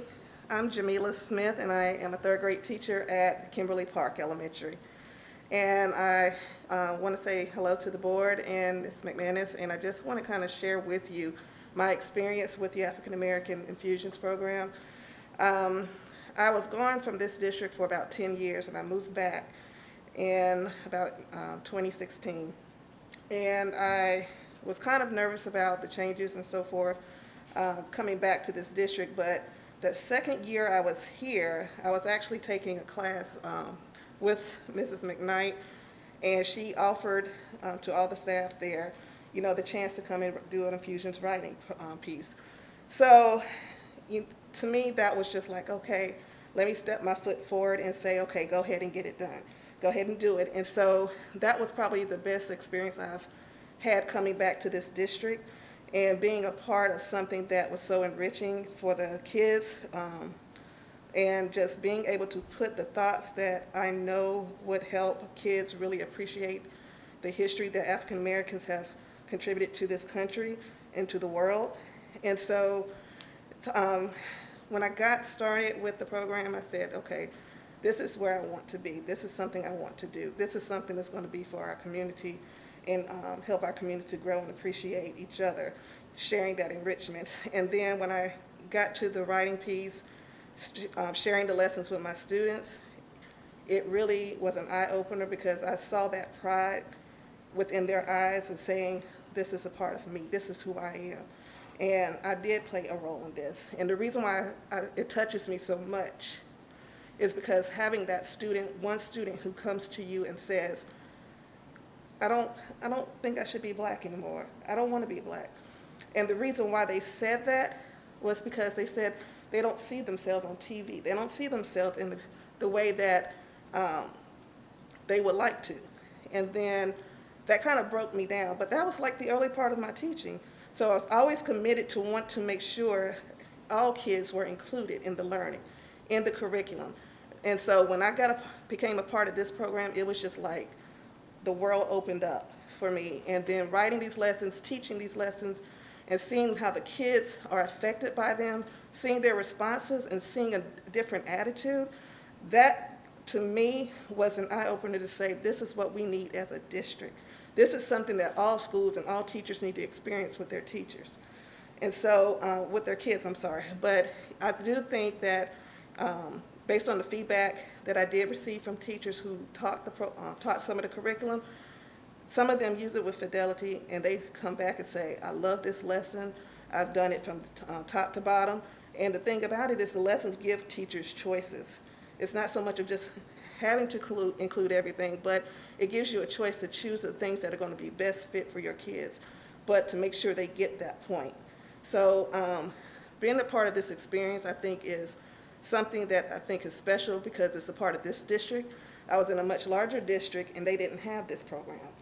And so coming back here and being a part of this, I think speaks a lot for us. And I think if it continues, we can continue to grow our kids to make a difference in this world because we're understanding each other a lot better.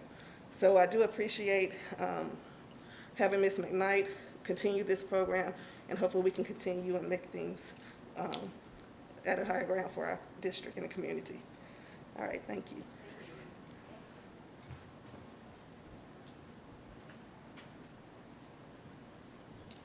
Good evening. My name is Laquita Best, and I'm a third grade teacher at Petrie Elementary. I have my notes, so I'm going to read to you. So, as a third grade teacher, it's vital to engage my students in culturally relevant lessons that they can identify with. The African American and Hispanic cultural infusion lessons are meaningful lessons aligned to state standards and curriculum. Allowing my students to engage in meaningful conversations where they're able to make connections to the text.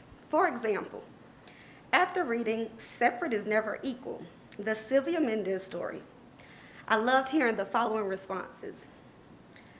Our ancestors had to go through this when they were younger. Sorry, I'll get emotional. And I cherished the moment that they were able to go to school because I love school.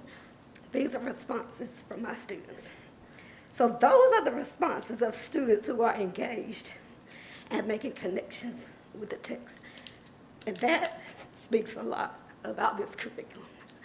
I love my babies, but this program and writing these lessons and teaching the lessons and have students to identify with the characters and make connections, it means a lot.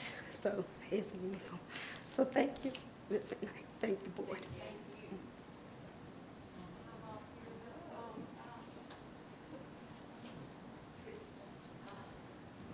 Hi, my name is Kirsten Russ, and I teach at West Forsyth High School. And thank you, Chair Woodbury. Thank you, Committee Chair Jones. Thank you, Superintendent McManus. This course, I've taught one section this past semester. We have 2 more sections for next semester. The students have been phenomenal. I honestly was very worried because it was remote, and the topics of this class are very difficult, very emotional, and a connection with the students, a relationship, a strong social emotional connection is critical to making this course a success. The students were unbelievable. I told them today I was so grateful to them. I'm going to miss them terribly. The course itself was diverse, from the student who popped on to chat, "Hi, y'all, what's up?" To the few who were so shy they could hardly chat in chat, to the student who came onto Zoom from her workplace to attend class, the student who's going to be in the military, the students who signed on from their own bedrooms, to the student who is from the Caribbean, the student whose family is from Egypt, the student who is Latinx, the 2 Caucasian students who are of Lumbee descent, and the African American students. They managed to form a community for which I'm entirely grateful. They seem to appreciate that on the high school level, the course addresses U.S. level, North Carolina level, and local level, persons and issues at all 3 levels. They really seem to connect to the themes of resistance and resilience, and their final products really reflected that. The student from Egypt presented a project on harassment of Muslim women in the United States. One student who was terrified, and I have her project here, she said, "Please don't anybody take offense, please don't anybody take offense," but dealt with disparity in suspension rates and AP signups in West Forsyth High School. They were open to examining the issues that are there, and they worked together really well, and I really am very grateful for them. Thank you very much.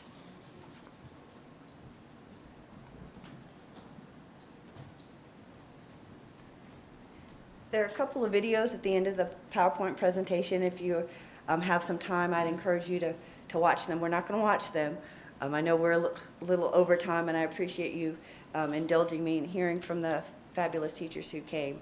But there's a couple of videos. One of them is another 8th grade teacher, and the other is from a teacher who taught a section of American Indian Studies, because I wanted you to have a little information about that. So, that's the kind of the infusion update. I don't know if you have any questions for me. Question? Yeah, my question is, first of all, I commend the job that you have done in such a short time. It's mind-blowing and it's absolutely necessary. But I did notice that it's focused on social studies. So my question is, what are we doing anything at this time for multicultural infusion in the sciences, in English, and in math? And really for any other subjects, but I'm definitely thinking of those core ones where there's been contributions from other cultures. So we've spent some time as content leads talking about what it looks like in other subject areas. And so they could definitely speak to much better than I can about what it looks like in math, that kind of the multicultural education piece, what it looks like in math, what it looks like in science. Some of it is about representing African Americans and Latinx folks and Native Americans in mathematics and in science, and making sure that our kids know that the sky's the limit, and that there is not anything that they can't do in terms of the STEM fields. There had equity discussions in professional development in math and in science. I know that to be the case. In terms of English language arts, making sure that there is text that is diverse is super important, and that is something that I know both of the content leads for English language arts are very interested and working to do within the secondary school. And then, of course, Wonders has a wide variety of literature with lots of books that have kids that look more like what our community is made up of. And so it's something that's important to all of us, that we're all working on in different pieces. The infusion, such as I've talked about it, has been in social studies. And so with our teaching and learning framework and strategic plan, it makes sense to continue to figure out ways to make sure that all of our kids see themselves in all of our curriculums. Ms. Kaplan? Well, I too want to just thank you. It is incredible what you're doing, and I just want to see it grow and grow and grow. And I just had a quick question. I was noticing a slide of the high school enrollment, and I know the numbers are kind of weird right now with COVID, but I saw a significant drop in the Latin American enrollment from the fall of 2020 to the spring of 2021, and I just wondered, is there an explanation for that, or is it just COVID, or it looked like a significant drop from 300 or 400 something to 80 something? So some of it's about this, the registration and when the schools could have a section. It would be great if it was a little bit more balanced and they'd had, half the kids take it one semester and half the kids take it another semester. But trying to juggle all of those courses and all of the requirements within the school, it just is about when kids can fit it into their schedule. And so that's part of the disparity reasoning. in courses. Thank you. And I do want to say I have a fabulous team. The teachers who write and work with us, as well as the ladies and gentlemen that are part of the social studies department. And so the work that I'm talking about wouldn't have happened without all of their efforts. Ms. Montsinger, do you have a hand up? Yes, I did. First, I just am so excited to see how much work has been done and that this presentation represents just the tiniest sliver of the enormous commitment from so many teachers and staff who've worked so hard over the years. I know when we took the vote, again, there were several things we were going to include, such as trying to grow freedom schools. And I'm wondering, I think it was there was 4 prongs to our vote. And I just wanted to ask and of course, this year has been insane and very difficult to just do what we're doing. But I was wondering about sort of the whole scope of trying to make sure our curriculum's more diverse. So I'm not sure where our growth and development of Freedom Schools is. That's not something that directly falls under my responsibility. Nicolette, do you have any information? Can I chime in real quick? So that's one thing that is, when we talk about summer school on Monday or summer programs, we're going to be talking about that. It's something recently that we've been learning more about, and I know there are other districts that have that. And so this past Monday, it was on our agenda, and then our agenda went so long, from 3 to 4 hours, and Nicolette had to leave for another meeting with UVA. So we never talked about it, but it's coming. Board Member Motzinger, it's coming. Okay, and there's a lot of background, and I would love, about Freedom Schools in this community. So we're not beginning from the beginning. Okay. And I just want to thank Rebecca from the bottom of my heart for all the good work she has led in our district and to social studies writ large. So thank you. Sure. I'd like to put my 2 cents worth in to say thank you as well. As a parent years ago, whenever this was just getting off the ground, and to see how far this has come and what a part, how it's been embraced, and everybody now realizes that this is something that we're all doing, and everybody's doing it, not just a few. So thank you so much. I really appreciate that. Miss Calvert-Hayes. I second everything everybody said here, and it makes me feel so good to hear this and to hear what you're doing, because you're making this a kinder world for everybody that lives on this planet. You're making it a kinder world, and I appreciate you. Thank you. Ms. Woodbury. I just wanted to, of course, extend my thanks to Mrs. McKnight and Ms. Jamila Scott and Nikita Carson, Laquita Best, and Ms. Kirsten Russ, because, when you all came up and spoke about your experiences and what you're doing in the classrooms, it just reminded me why I wanted to run and be on a school board as an educator myself, and wanted to represent on behalf of the students that I teach, the people that I work with, and the community, and just being in that pure space. And sometimes the pureness of why, a lot of us are here gets interrupted because of all of this other stuff that we have to go through as board members. But I'm just so very proud to be a fellow educator, and I appreciate you all's hard work and your courage to come up and share with us what you're doing in the classroom and the difference that you're making, especially during this time. So thank you so much. I appreciate you. And can I just add, please let us know when would maybe be a good time for us to, whether we log in through Zoom, or we're at a place where we can come and visit your classroom when you're kind of doing some of these lessons. I think that would be great for us to be able to see too, and because you all spoke with such passion and such warmth and love for the reactions that you're receiving from your students, and that would be great for us to see that as well. Thank you. Mrs. McKnight, can we have access some way to the student projects? I think they're deliverables or projects after some of the courses. For the high school courses or the 8th grade inquiry lessons? I think I heard you say that there was a project or something that the students, from Ms. Russ, that she was talking about some of the projects from her class. I would love to see, or or some. I think you mean some of the uploads of the student work that they've been Yes. uploading. Some of that. So we can do both. Okay.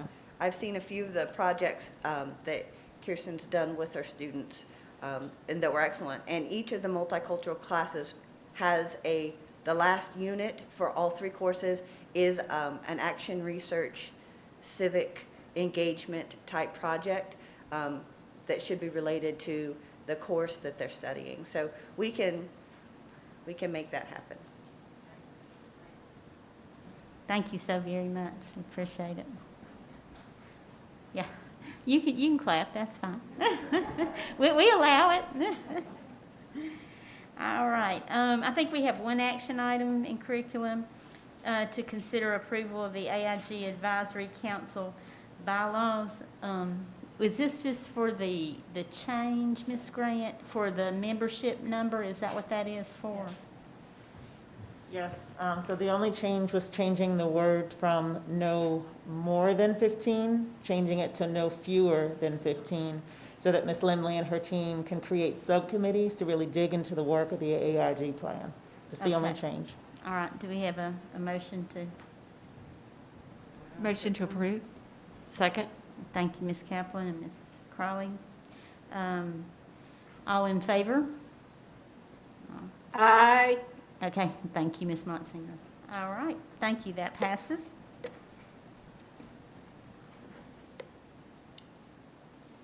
Well, I think now we're off to policy committee. And we did want to add one discussion item and to amend the agenda for Dion to be able to discuss an addition to the AR on mask wearing. Do I have to ask for a vote to approve amending the agenda? Yes, ma'am. All right. So do I have a motion to amend the agenda for policy committee members are myself, Andrea Bramer, Deanna So Kaplan, moved. and Meryl Parker. All right. We have a motion, a second. Second? All in favor? Okay, I'm assuming all were in favor. Any opposed? Okay, so Ms. Jenkins, we had a discussion today about mask wearing and the AR. Would you please share with the board Sure. the discussion? And good evening, board members, Ms. McManus, and Ms. Montesinger, the Policy Committee Chair. As you know, a few weeks ago, we announced a new administrative regulation concerning the requirements to wear face coverings on school property. And that policy applies to students, employees, as well as other visitors, adults, and volunteers in our buildings. The policy also was designed to comply with the executive orders that have been administered by Governor Cooper, and to make sure that we're in compliance with the regulations associated with that, as well as the Strong Schools North Carolina Public Health Toolkit. And so I wanted to just make you aware of a change that we're going to be adding to the administrative regulation. It does not require board approval because it is an AR, but we want to make it clear that individuals understand the requirements for wearing face coverings when they're on school property.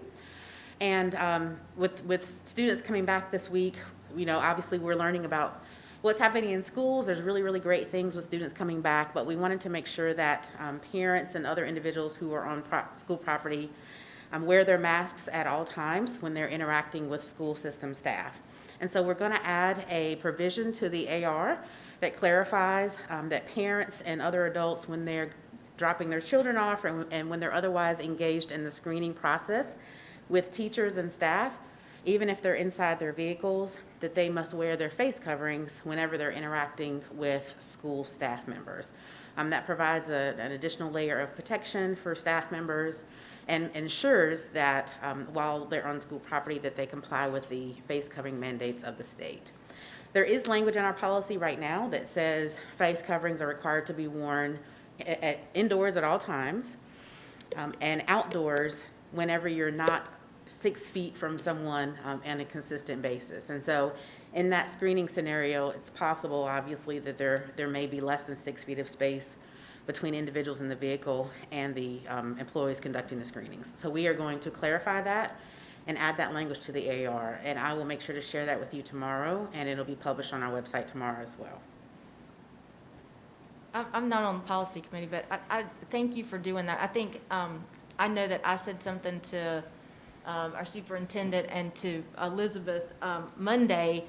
Lyda and I were at an elementary school, and we were doing the screening. So I was taking the temperatures, and Lyda was asking the questions. And I believe so we were out there about 2 hours or so, and out of all the cars that we screened, there were only 2 cars where the adults had on masks. And I was just really a little taken back by that, and I can understand, when you're getting elementary school kids out, you're not only taking their temperature, but then, I felt like I was, in the minivan. I mean, I'm helping them with the lunchbox, and that's what all of our staff members were doing. And so I'm really glad to see that. I know that our principals had shared, that particular principal had shared that they had already sent to the parents to please have them on, but I think people are in their car, they're with their immediate family, and I think they just forget. But hopefully that will help, and then hopefully that will help our staff members feel, a little more protected as they are, engaging and doing that every morning. With more grades coming back, then that's more screenings that they'll do, so. In addition to the website, could Brent do a call out to all parents? Because I know there are a lot of car riders right now, so this is going to affect a lot of people, and I think it might be good if they get the message by phone. Yes, I will work with Brent and the communications team to make sure we get that message out to all parents. And I don't know, at every school, this may not work, but I don't know if it's maintenance or, a couple of things that seem like, and I'm sure it's different. I mean, I think this is probably a universal problem that's going on across the district, and that is that once they get into the line, so, I was thinking, is there a way to put signage or something that almost says, turn down the heat and put on your mask? Because, the first time you take the temperature and it's 106, it's just because the baby is bundled up like they're in Alaska, and and the heat vent is right on them. So it slows down the process, because then you have to let them cool down and then take it again, and the lines move. So I don't know if I know every school looks a little different, but to Board Member Crowley's point, I think our car ridership is really up, and so if there was a way to do something like that, to just just get everybody in the habit of reminding, now I'm in that line, maybe I should turn the heat down a little bit and, put my mask on, and especially, at our elementary and middle schools. I mean, high school's coming back later, and then a lot of those kids are going to probably be on buses or driving, and, a little different. But for some of those, I know that's time consuming, but if there was a way to do that, that's something universal across the district, I think it would help those lines. Yeah, signage, Deanna, if you don't mind me jumping in, signage is a great idea, and something we could definitely, putting at the beginning of the car line, that's a really good idea, just as a reminder. Because I know if we have, just with third grade coming back this week, and then when we start to add fourth and, those lines are really going to get longer, and, just a few, every second, I think, is going to count. I think the school we were at, they were supposed to take in at 8:20, and I think the last car came through at maybe 8:55. And that's not, the whole school back. So thank you. Yeah, I just want to thank Dana very much for bringing her concerns to us and for being in the line and bringing up how important this is. And I do think we have to communicate as clearly as possible to parents that they have to be masked. They just have to be. So, thank you. And then I think we're on. Are there any other questions or comments? No? Then we're going to be discussing the process for filling the board vacancy. Ms. Jenkins? Yes, thank you. Board members, as you know, you all voted to engage in an application review process to determine who will be appointed for the vacant seat that was vacated by Ms. Barbara Burke. What I have provided for you in the materials is a proposed timeline and outline of what that process looks like going forward. Just as a reminder, we did advertise the application packets on social media, and there's also a link that's provided on our district website. The deadline for submission of those applications to me is 5 p.m. this Friday. And so if there's anyone who's in the audience or anyone who's listening, just want to give you a reminder that the deadline for submitting those applications is Friday the 15th at 5 p.m. And the contact information for where to send those electronically is included on the application packet. Once those applications are submitted, I will review them and provide all packets to you all to review that following Monday at the latest. And I also will include a ranking sheet along with those packets. Depending upon the number of information packets that are received, it's possible that we may need to narrow it down to the top 2 or 3 or 4 candidates if there's a large number. Before I send them to you, though, I will verify that all of the applications are complete, that they, whether or not they meet all the criteria that's listed in the application packet that you approved. But I will forward them all to you nonetheless. And then after the application packets and ranking sheets are sent to you, I'm asking that you all rank them in, based on your individual preference, and also notify or somehow rank your top 2 or 3 candidates. Send those back to me individually, and then I will send to the full board, based on your individual responses, the top candidates based on your selection. We will notify those top candidates and then invite them to attend the meeting on January the 26th.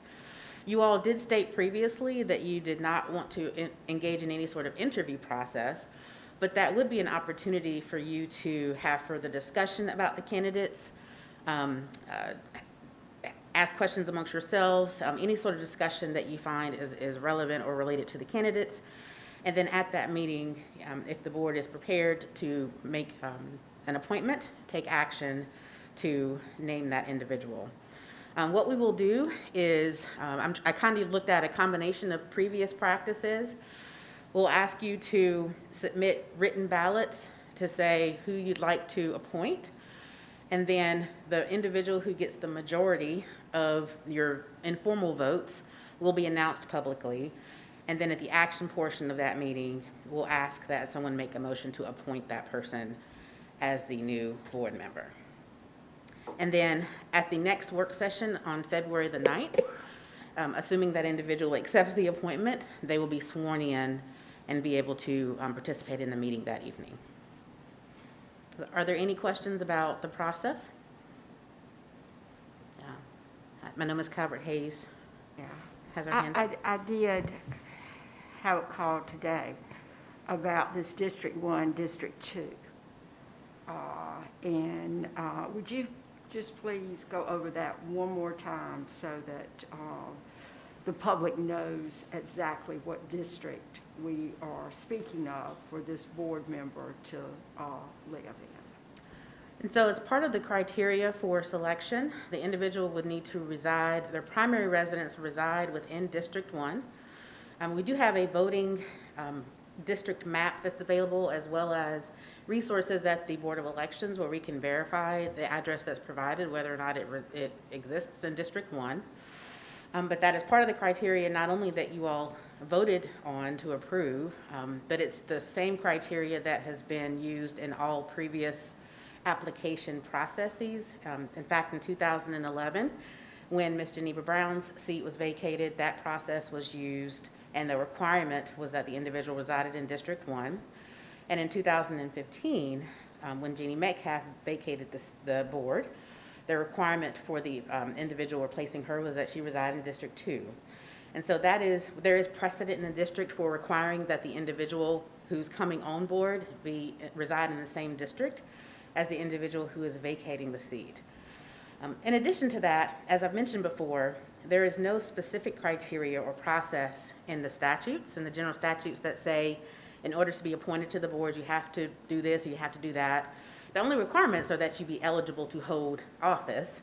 And so those are have to be at least 18 years of age and not have certain offenses on your background and reside in the county and so forth. And a registered Democrat for this Yes. seat. I was actually going to say that, Ms. Motzinger.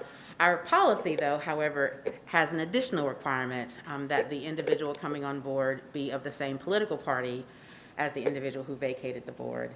I will say, though, that in light of the questions that you all were receiving and that I was receiving early on in this process, I did go back and do some historical research into the development of the board and the development of the different distinctions between District 1 and District 2 and at large. And there is a local bill, the Davis Act, that actually over time has been amended and has expanded the membership on the board and has also established the makeup of the board. And so according to that local act, the board is supposed to be comprised of individuals elected 2 from District 1, 4 from District 2, and 3 at-large members. And so, although that act applies to individuals who are elected to serve on the board, I think the underlying premise of that act is that the board be comprised of members of different parts of the county. And so I think it arguably goes against the spirit of the Davis Act to deviate from that as far as the appointment of the individual who's going to replace that seat. So it just makes sense to keep the composition of the board the same. And for clarification, when this was brought up, we voted to have District 1, the person filling the seat live in District 1. This board, just the last time we took this up, we voted on that to be our criteria, right? That is correct.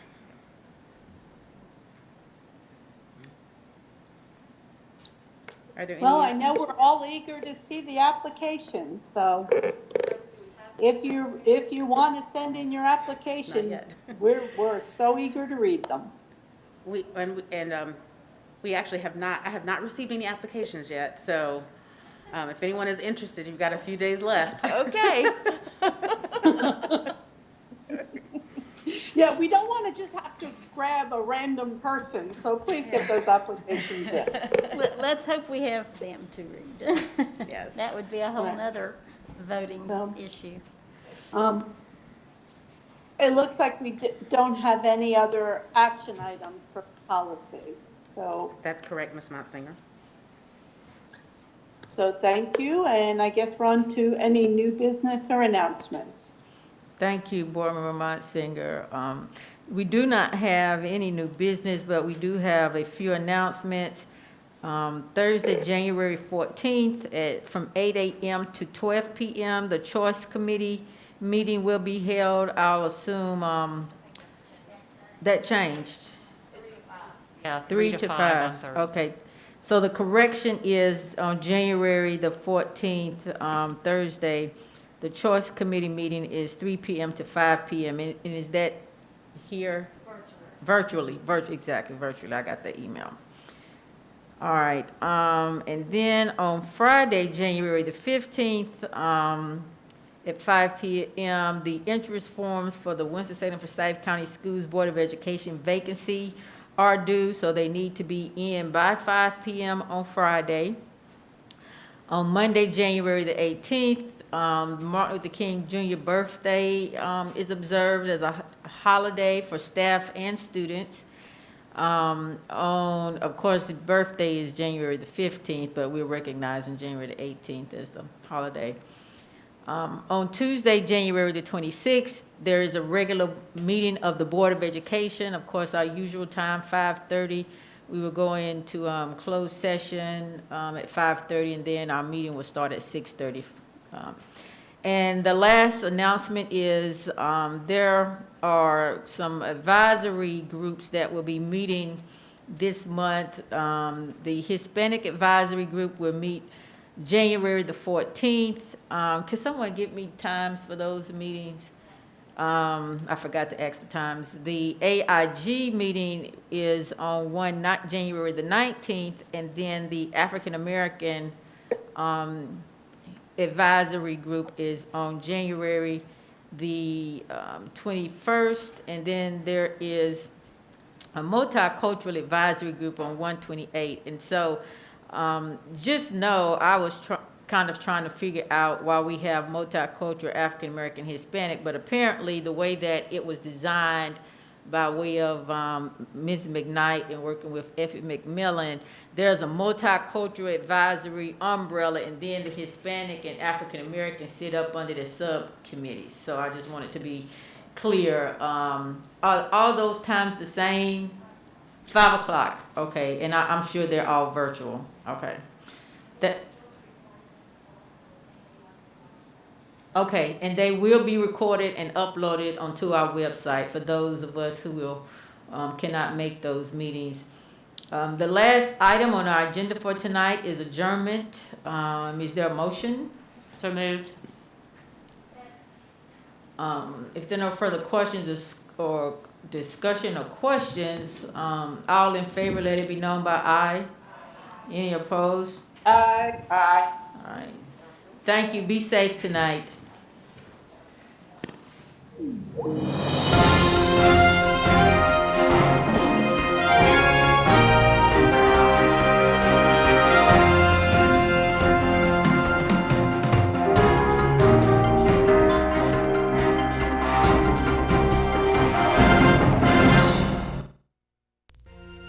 Thank you for joining us on Your School Channel, Cable 2.